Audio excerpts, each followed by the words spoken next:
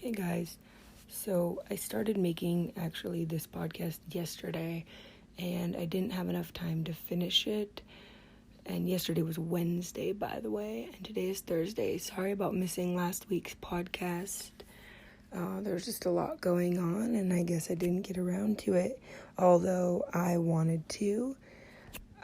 Well, this week, that was kind of weird. So this week, I've been thinking about what I wanted to talk about, and I kind of just wanted to stay on the advice train, if you will. I just was thinking about it. I mean, I really like giving advice and just talking about, what's going on in your lives. So I'm just gonna go and jump right into it and just give advice and just talk about that. And just from my perspective and from the perspective, a godly perspective. So, advice on how to stop overthinking friendships. So, I have dealt with this, the rest of the question is my friends obviously love me, but there's new friends at school, and I constantly think they don't actually like me when I know I'm wrong. So, I think that I have dealt with this before, and I think there's a lot to say about this. Number one, I think what has really helped me was just knowing and really loving who I am personally, loving the traits that the Lord has given me, really valuing myself, really just proud of who I am. And inevitably that just shines through, and the people around you really like who you are too, because you like who you are. And when you like who you are, you like who other people are, and you show that you like them. And when you show that you like other people, well, they're gonna like you back, and you show value in them, and they're gonna show value in you. And so I think it all starts with really valuing who you are and really loving who you are.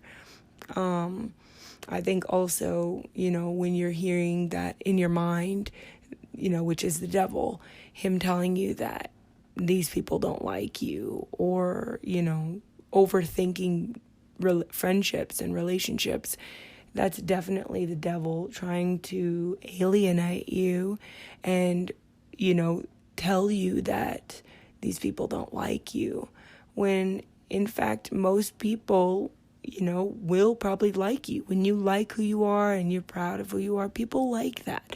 They're attracted to confidence. People are attracted to when you value yourself. They want to know who you are. And I think that's just been a default in my mind my whole life is, people want to know who I am. People want to know what I have to say and value what I have to say, because I value what I think. I value myself. I value my values. I value my heart and the things that I am excited about. Other people can get excited about too, because I'm excited about it and I just want to talk about it. And whatever it is, it could be a cup or a cup of coffee or a place to get coffee, whatever it is. And people get excited about it and just want to hang out, and I think that's definitely a mindset that I've had my whole life, and it really has it really has played out exactly how I'm saying in my life.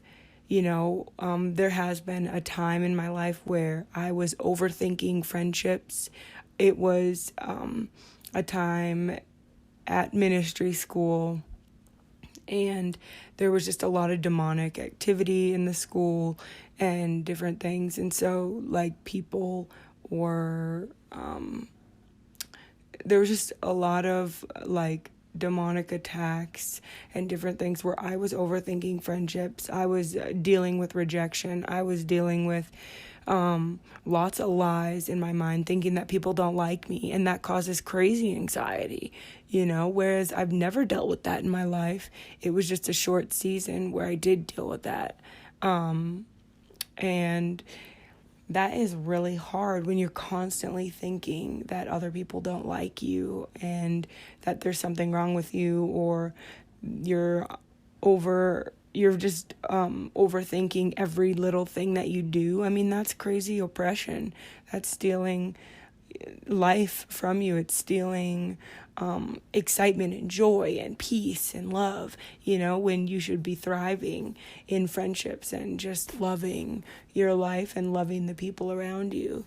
I mean, I feel like I could go on, and I feel like I beat that one down, but I mean, I think the biggest thing overall is to start to find value in yourself, and truly, not just a show, but really, really, truly valuing and finding things. If you're just sitting down and you're writing in a journal, all the things that you love about yourself, and really meditating on that and thanking the Lord for Him giving you those abilities and those traits and just qualities about yourself, even things that are learned, like that you just have a positive mental attitude, and maybe that was something that you learned over time, and now you're just proud of that. Like, I'm proud to be like a positive person, and I've made this choice, and I'm just thankful, and I am positive, and I am excited about life. And not everybody's excited about life, but you are excited about life, and therefore people, when they get around you, it just bleeds off of you and is contagious. And that's something to be proud about, because the world needs your positivity. The world needs the different traits that you are. So there's no reason to overthink and to think of all the things about you, and that if they don't like something about you, like, forget it. Like, you don't have time for that. Just be you, and they'll like you,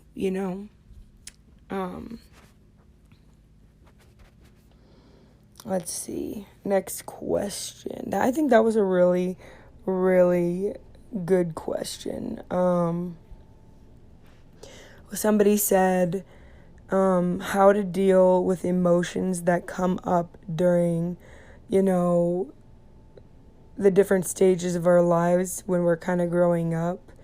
I guess dealing with emotions, I think that maybe that's middle school, high school, college, because I feel like when you're kind of growing up, all those stages, dealing with emotions, I guess the best thing that I would say was like placing your emotions in the Lord when you're feeling, some weird kind of way. Like, let's say you're just feeling really sad because you didn't, get enough likes, or you're feeling really like you need attention. That's something I dealt with growing up, needing attention. Well, just know that you have all the attention you could ever need. The Lord has your attention, or the Lord is paying attention to you at all times, because He's so infatuated with you. And so I think just there's different examples I could give, but if you're placing your emotions in the heart of the Father, you're going to be able to move forward in life and not get so wild. Like, what does the Lord say about your emotions? And the Lord does talk about your emotions. The Lord has a placement for everything. And so I think Psalm 7:9 says, "Let the evil within wicked people come to an end, but make the righteous person secure, O righteous God, who examines thoughts and emotions." It's so interesting because God cares about so many things. Another, Proverbs 14:30 says, "A sound mind makes for a robust body, but runaway emotions corrode the bones." So it's so interesting because I feel like a lot of times we're completely consumed by emotions, and preoccupied by them. And it feels like God is no longer involved. It feels like our emotions are bigger and stronger and more real than the scriptures. But it's simply just not true. It's not true. This scripture tells us that a sound mind, the scripture says, like, runaway emotions corrode us from the inside out. They gradually, destroy and weaken our physical strength and our faith in God. It's so interesting to me because our emotions are such a fleeting thing, but at the same time, they're so powerful. Like, they make sometimes people do the craziest things, and they sometimes move us to do the most incredible and profound and lovely things that we could ever do because of just simply emotion. So their emotions are from the Lord. It's just making sure that they are founded in the Lord and given over, they're surrendered to the Lord.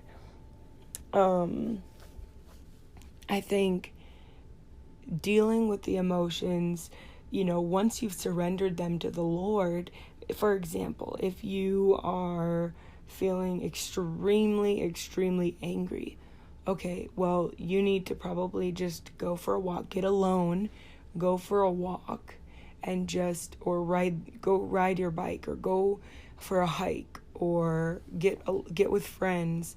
I think sometimes when you're really angry, you just need to go and be alone because there's nothing you can do that will hurt anyone. Just get alone and just write it out or talk it out.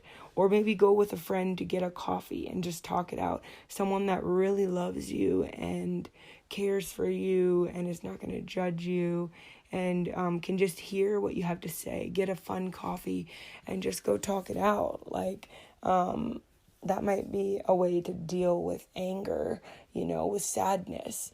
Go do something you love, something that is so much fun. Maybe you love painting and acrylics. Well, go down by the beach and get your acrylics and get your paints and just go paint something that brings you joy. Bring a fun drink like a kombucha or something and just get alone with your emotion. And it's sad, but let yourself feel that sadness. Let yourself run through all the thoughts and all the emotions that are going through your mind and really submit that sadness to the Lord, because the Lord is with the brokenhearted. He's near to the brokenhearted. He wants you. He wants to be there for you because he loves you and he cares for you. So I think hashing out the emotions in a healthy way, not running to alcohol, not running to drugs, not running to sex or different men or women just to get those emotions out, that will not solve it. It makes you numb. It doesn't make you feel anything. The Lord wants you to feel those emotions, to hash it out, to learn from it, to grow, to not just numb yourself and run away from it. You need to deal in a healthy way, or it's going to make all of the things in your life worse. It affects everything. So dealing with emotions in a healthy way, especially when you're growing up, is so crucial and so critical. So I hope that helps. So FOMO, how to deal with FOMO as a teenager who isn't really getting invited to parties or anything and is seeing them on social media. Wow. Okay, so this is interesting. I was thinking about this the other day, actually, because I actually did not grow up. I mean, I grew up on social media in a way, like we had Facebook when I was in high school, but honestly, I had not Facebook, I had MySpace. And MySpace, I'm trying to even think what that actually looked like. Did you even post pictures, or did you just post statuses and then music? I literally can't remember hardly what MySpace was about, but honestly, I did not see my friends and what they were doing on MySpace. I just can't remember, if I'm being honest. So I didn't really grow up in this environment as like a teenager, which I feel like would be so hard. Like, I give props and kudos to like all the middle school, high school kids that are growing up right now in this stage of life, because oh my gosh, it would be so hard if you're like seeing exactly what you are saying. Like, props to you, because that is so crazy and so hard. Anyways, yes, I had Facebook in high school, but honestly, I don't think I was on it very much. I just was too busy. I had to be on it, but I don't think I had an iPhone in high school. I had a flip phone and there was no internet on it. So I had to go on my computer to see what people were doing. And honestly, I wasn't on it very much because I played so many sports. So in one way, I feel like the Lord protected me from a lot of that. But I have dealt with this as more of an adult, and I have dealt with FOMO, even before social media. And so dealing with FOMO as a teenager, when you really aren't getting invited to stuff, I have dealt with this as an adult, not getting invited to things and feeling like you're missing out and seeing it on social media. Especially if you're not dealing with the emotions and you're not submitting them to the Lord, if you're not submitting that FOMO to the Lord, then that can really be extremely toxic. I'm going to be honest, because I dealt with that, especially when I was going through a really toxic season, and the Lord was purifying my heart in a huge way. And then I was also dealing with a lot of demonic attacks. I didn't really realize it at the time, but yeah, I was really dealing with a lot. And that could be happening to you too. But so how to deal with it? I think, again, submitting that FOMO to the Lord and knowing that the Lord has all of your, He's paying attention to you at all times. You're not missing out on anything. If you're not getting invited to things, that's their loss, for one. And second of all, I think, first of all, to be present with where you're at. Yeah, okay, excuse me, a party would be fun. You can always reach out to people and see, if you'd be able to come, for one.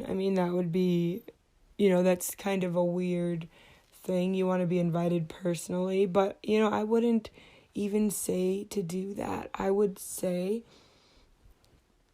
do find something that you're excited about where you're at. Maybe you're making different friends. Maybe you are doing something you don't normally do, like take a walk to the library and read a book, or take a walk and go hiking or exploring, or go shopping and get an ice cream. There's other people that probably aren't invited to whatever it was that you wanted to be invited to. Honestly, good things don't really happen at high school parties and middle school parties anyways. So, these people are probably going to making traumatic memories while you are enjoying a wonderful, bright, sunny day walk with a friend to go get a coffee, at a park. For real, like, you're probably not missing out on anything anyways. You're probably actually making a better choice by going and doing something else. Maybe you're making new friends, because if people aren't inviting you to this party, then maybe you don't really want to be friends with them anyways. Maybe you do. I think trying to really see the value in who you are and getting excited about the things about who you are, so you're not like feeling that you're missing out on anything or anyone. I think just, going and making your own party, for so to speak, bring people over to your house, doing the things that you love. Maybe you're doing healthier things, like you're making fun snacks, you are having fun drinks, you're going to the pool, going tanning outside, playing beach volleyball, these kinds of things. And then you come back and you have like a spa day afternoon at your house, talking with your friends, and then just like cuddling up and watching a movie like all of your friends, you know what I mean? Like, and making fun and healthy snacks, so you like feel good. Maybe you're working out together. There's so many other things you can do than going to like a toxic party, you know what I mean? Yeah, I just hope that helps. I know being a teenager is super hard, especially when you just want people to like you and that's all you want, just learn to like yourself and be confident in yourself, and people will follow. People see confidence and people are attracted to confidence. So really learning to love who you are and thriving in who you are, and thriving in the Lord will draw other people to you. That's just the long and the short of it. Okay, so today, people's necessity to always be productive and the guilt we feel when we take a break. Man, I deal with this so much. So I don't know if I'm going to be helpful. I can say things that I might wish I would do. My husband is really helping me with these things, whether he knows it or not.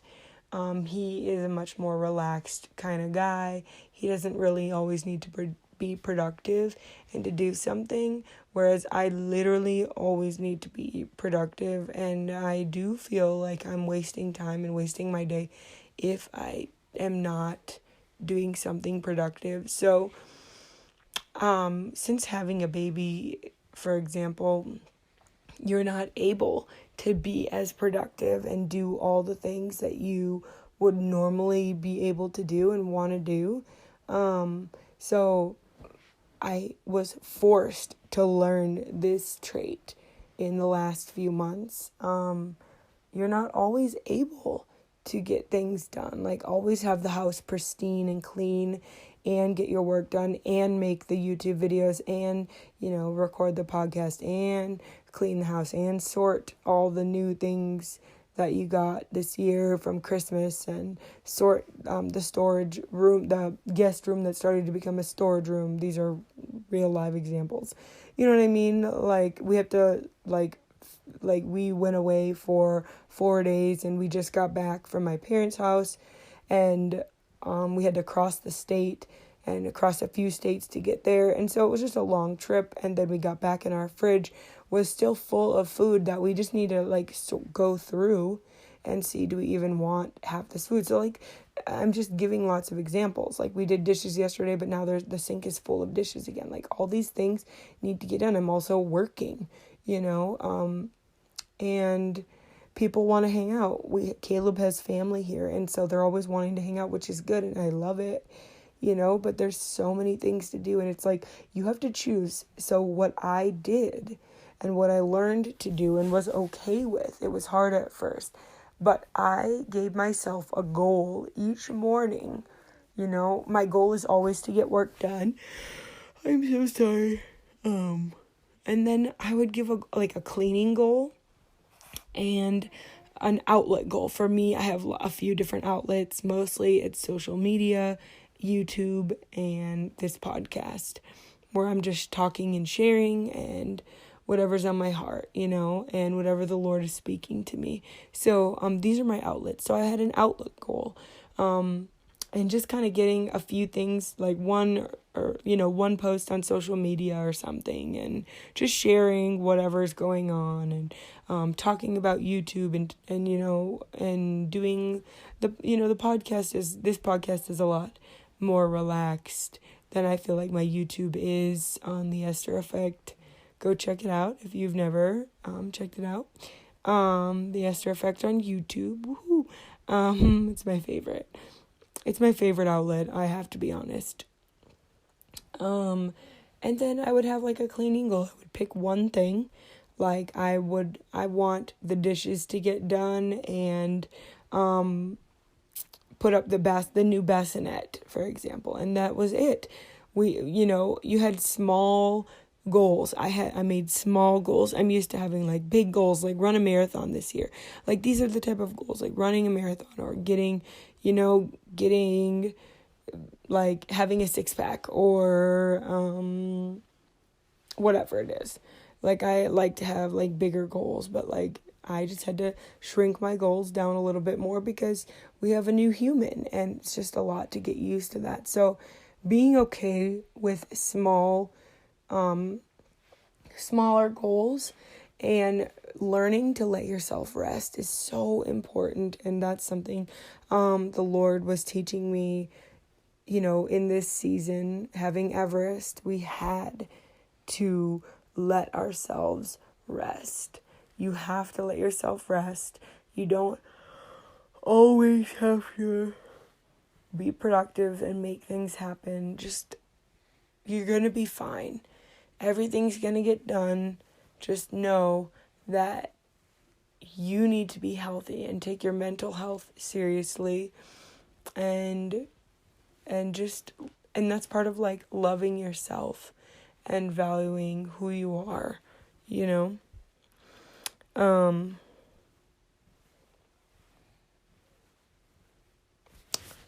Let's see.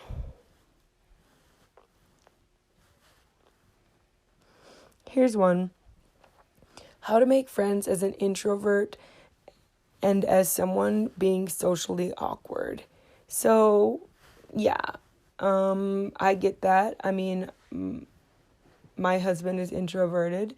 I have had friends that have said that they were socially awkward and introverted, and they have a hard time making friends. I think one of the biggest things, I am extroverted, I will be honest, but I think the biggest thing is, again, I keep going back to this, but when you know who you are and you know your identities in Christ, you're not believing the lies about you not being good enough. You're not believing the lies that people don't like you. Just know, like, you have to, like, believe the truth that people love you.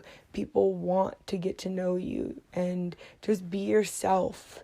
If you're socially awkward, you can play it off as a joke, or, you just, like, okay, let's say you're socially awkward and you cannot help it. Just, like, what am I trying to say? Own it. Yes, I'm socially awkward. Maybe, like, you can even say that at some point. I am socially awkward, but, like, this is me. And I think there is a point of overcoming that socially awkwardness. Either there can be, just by being you and being natural, because you're not socially awkward probably with people that you love and that that love you.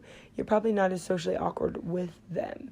It's only you're socially awkward with people that you just don't know if they have your best interest at heart, or if you know that they really do love you or not. And I think there's just that mental barrier that someone that's socially awkward with, that they just aren't sure that this person really loves them and cares for them and is for them. But if you just have that in mind, like, people care for me and they love me and they want to know who I am, and then that socially awkwardness will fade away. I do believe.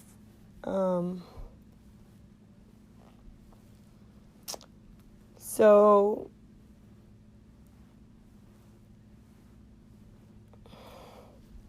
here's one. How to stop seeking validation in everything I do. It's actually so bad I seek validation in everything. I don't know how to stop basing my self-worth in the validation I receive. Okay. So about this. This is just, so this person, if you are basing all of your worth in other people's validation, you just, the biggest thing is knowing that you've already been accepted, that you've already, you're already loved by the Father. You're already accepted and loved and chosen, and the Lord loves you already. You know, there's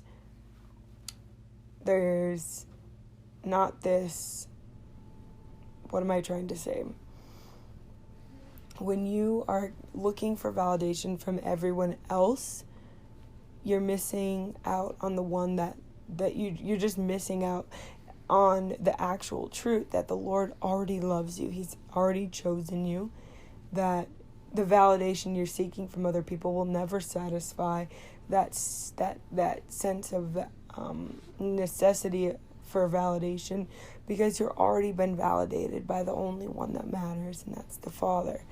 And when you know that you have His validation, that you have His acceptance, that you have His attention at all times, then you will become a different person. You're not looking for validation, because when you're seeking validation from people from a vantage point that you don't have their validation and you don't have acceptance, then you are pulling on them, like in the pulling on their spirit. You are there's this feeling and emotion that you give off when you're seeking validation from someone that repels people. It in fact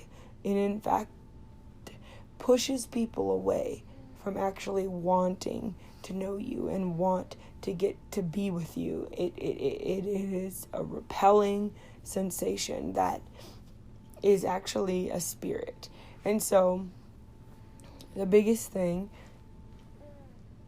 is to spend time in the Word and spend time talking to the Lord, knowing and just hearing Him tell you through the Word how much you're loved and how much you already are chosen and loved and accepted, that you just need to be a light, that you just need to just shine like Jesus everywhere that you go, that you don't need anyone's approval. You don't need anyone to tell you how much you're valuable and worthy, because you already know it, because the Father already tells you this. So it's just a different perspective in knowing that you're already chosen and valued and worthy. And that you can, now you have this, so when this is in place and your worth and your value is placed in the Lord, then you have so much to give away, and you can find value in other people. Now your perspective has changed. You're not seeking it, you're looking to give it away, in a sense of, I appreciate you and I love you, and you're looking to give out love instead of pulling on people and needing to get love from people. You're looking to give love because you have all the love that you need. You have all the acceptance and the value that you're looking for, because you've already got it from the Lord. So now you can freely give, because you've been freely given all of that. So I really hope that helps.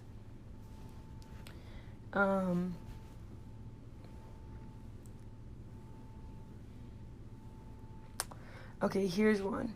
I really want to start going to the gym, but I just can't seem to find the motivation to even go start the membership. I make excuses like, oh, I need these sneakers before I'll wait to get them, or I need this workout outfit.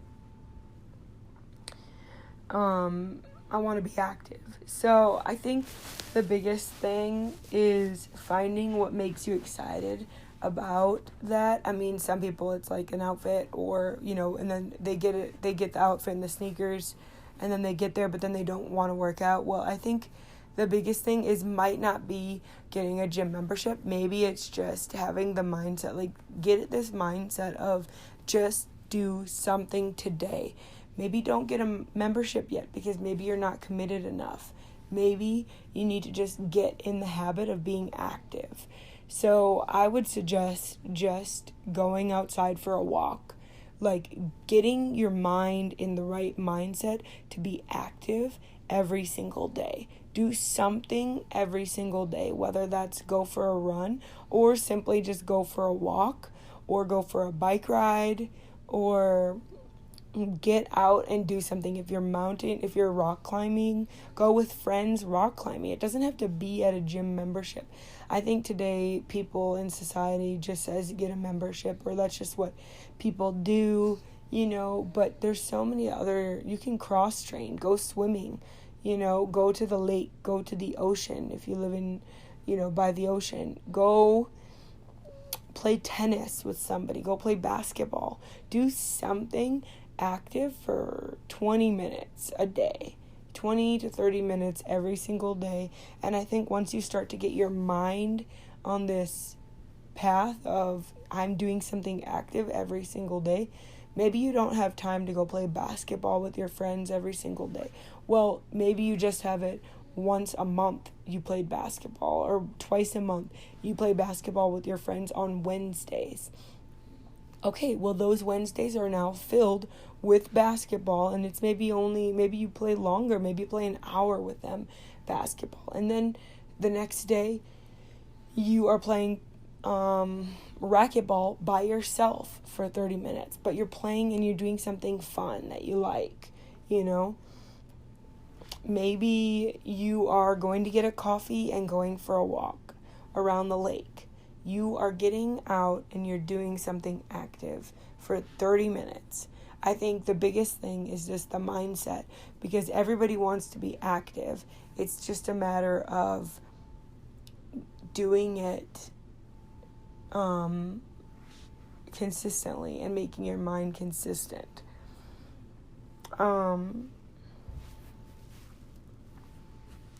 Okay, so here's one. Friendship trios and how it can get toxic.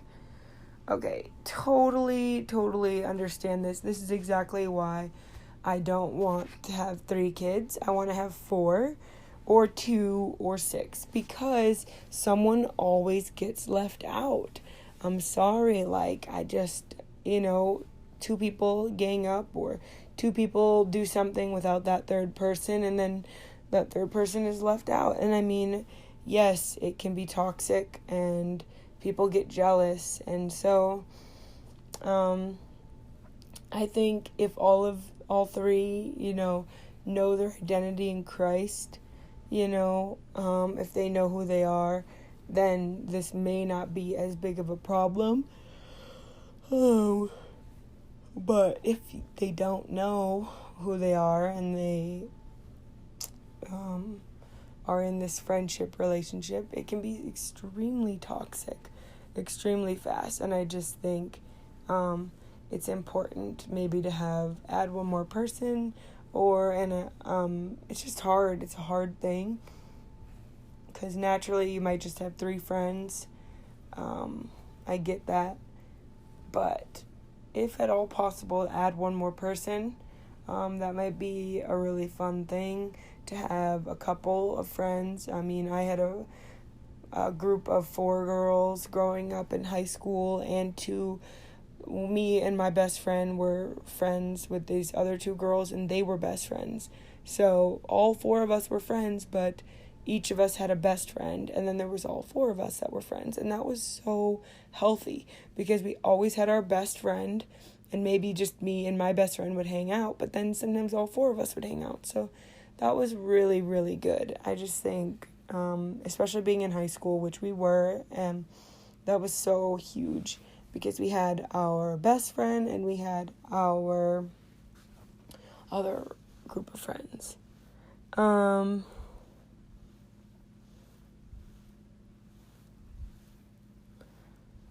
Okay.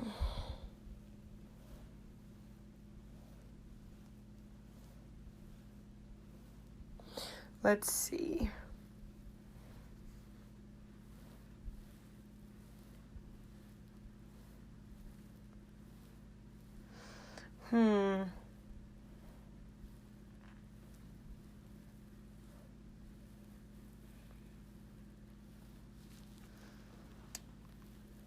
Let's see.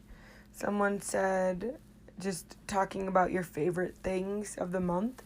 Oh, what I say are my favorite things this month, or favorite things right now. Definitely, a hot matcha tea latte with vanilla flavoring is totally my drink of choice right now. I mean, my husband knows it on repeat. Every time we go to Scooters, that's what I get. I feel like they know us. They know our car because we go there so much. I ordered matcha latte, vanilla latte, from Amazon just to try different matcha teas because I love a good hot matcha tea latte in the morning. It's totally my drink of choice right now. It's my favorite thing right now. Also, another favorite thing right now is Spam Musubi. So I have been making Spam Musubi like every day, and I just would make the sushi rice, and then I have the seaweed paper, and I would fry up the Spam, and I didn't put like the sauce that comes with the Spam Musubi, but I just kind of eat it all together. That has been my favorite thing to make. Also, another favorite thing, my husband and I are making paninis all the time. He has gotten so excited. He got this panini press from his mom for Christmas, and so we have been making quesadillas and wraps and paninis all day long. We've been making them for other people in our family and for the community that we're in. So we are on like a panini kick right now with like pesto and turkey and mayo and tomatoes and avocados, like just lots of different kinds of paninis. We're just on a big panini kick right now. I've been making carrot juice like crazy. I just love juicing apples and carrots. Definitely on a juicing kick right now. I'm always on a juicing kick, so it's not really a kick. It's just a lifestyle. But we've been getting lots of carrots and apples from the community that we're a part of. So I've just been making carrot juice like mad. Just crazy, like all the time. We have carrot juice in our fridge, which is awesome. And oat milk is a huge thing that we're on right now. We love oat milk. We used to do almond milk, and then when I was pregnant, we did whole milk, just so I could gain some weight. But now we have just been on this huge Khalifa oat milk vibe, and we cannot get off this oat milk vibe. We have one coffee shop that we really love in town. There's other coffee shops, but really we only go to this one coffee shop because we live in a very small town. And we are so excited. It shuts down because we're in a touristy area, so it shuts down in the winter. So we are so excited for it to open back up and go get some drinks with all oat milk. We just love oat milk, and I can't drink dairy anyways since I'm nursing Everest. So just oat milk has just come in super clutch since, we've had him, and we both just loved oat milk. What else are my favorite things right now? We love taking drives and going to buy matcha tea and going to get a coffee. That's been our favorite thing, just like talks about the Lord. We have to drive 30 minutes to get into any town, so we have just loved the long drives, putting Everest to sleep, that kind of thing. What else? I'm trying to think.